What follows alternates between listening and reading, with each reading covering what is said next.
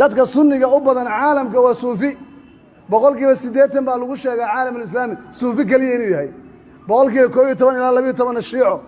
nusayriinta hal qadyaaniinta hal duruusta hal inta kale la yiraahdo wahaabiye waaye meeqa soo hartay boqolkiiba 6 ama 5 soo hartay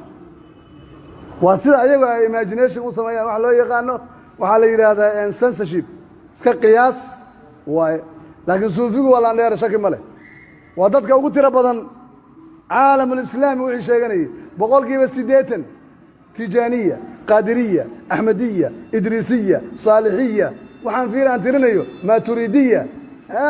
زهرودية نقشبندية جشتية زهرودية وحاصلنا وصوفية عالمك انت ولا الصوفية هندية جوكت كلية كل جين كبضا كل جين هذا انت الملك ولا قارن بقى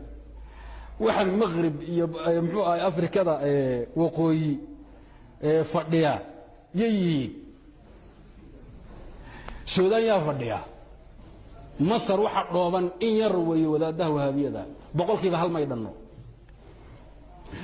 indonesia yaa fadhiya nigeria oo yaa fadhiya ma taqaana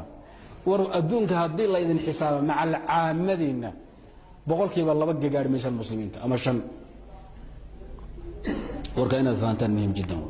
مركا هداي اكثر علماء يا بني اكثر علماء المسلمين dadka islaamku una sabshataan ka hadlaya aniga waxay agtayda ka yihiin hawl ku taala ma aha tayib maxay qabaan waxa ku jira ayma waaweyn oo diintan u soo khidmeeyay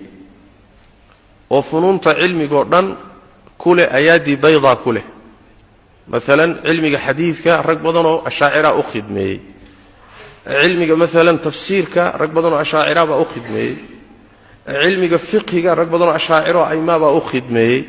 كتبتودين الله ما انت لغا فايديسن